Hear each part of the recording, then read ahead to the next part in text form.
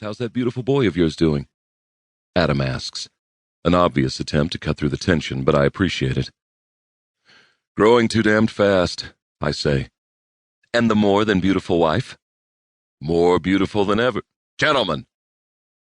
Jeremy interrupts our small talk, his voice booming louder as we round the next corner. There's a new patient at Loveland. Neither Adam nor I respond. Our boss didn't bring us all this way just for that. And I can't stress enough how important this case is, he continues. It's one of the biggest we've ever had. Needless to say, we have to get this right. Adam raises a brow. And the mystery patient would be? Jeremy's gaze drops to the floor, and for the first time I see worry break through his stoic demeanor. Worry that pulls us closer toward Alpha 12. Donny Ray Smith. He's been transferred from the Miller Institute in northern Arizona. The reason? A court-ordered eval. His lawyers are going for the insanity defense. How come Miller sent him to us? Miller didn't. The judge did. The Institute had an internal shake-up just as their review of Smith was near completion. A neuropsychologist working the case is about to get her license yanked. When the DA found out, he put in a request for reevaluation. He got nervous, I say. Very nervous. This story's been all over the news up there. Another reason why we must proceed flawlessly. With everything that's been happening around here. We don't need more negative publicity. Exactly. Jeremy agrees. Incidentally, because of all the delays, the judge has us on a tight turnaround. How tight? I ask. Your evaluations are due in a week. Until then, I'll be clearing your caseloads. Did the folks at Miller reach any decisions before trouble broke out? Adam asks.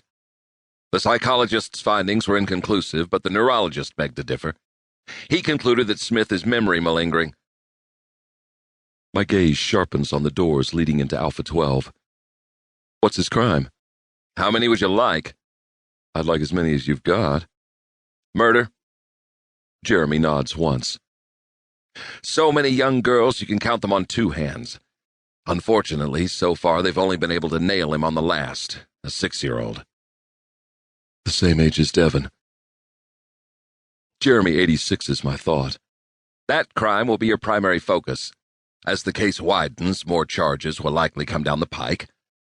For now, since Smith's involvement in them is as yet unproven, the information on those cases is for background purposes only. The judge wanted to make this very clear. That said, because the last victim was under the age of 15, and multiple murder charges may eventually come into play, this could end up being a death penalty case, so it would be wise to keep in mind the impact of your diagnoses. 10 kids. And they couldn't get him until now? How does that even happen? He stops to look at me. It happens when you can't find the bodies. Including the last. Including the last, yes. Adam shoves his hands in his pockets and observes Jeremy. So how come he's being held down in Alpha? It's taken 3 years to get him into custody, and the DA's not about to take any chances. He requested that Smith be placed within a maximum security setup. Naturally, we agreed to accommodate. Suicide watch? You bet.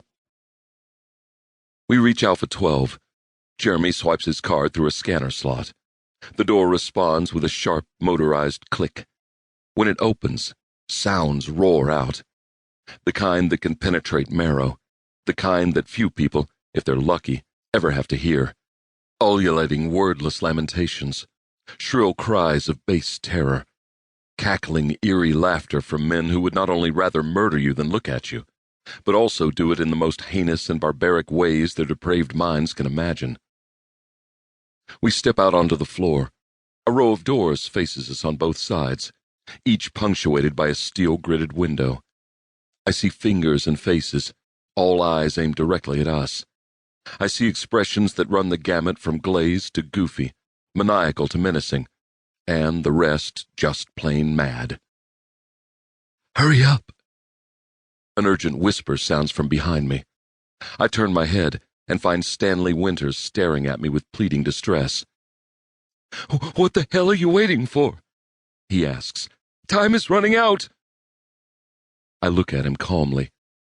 This place is broken. His voice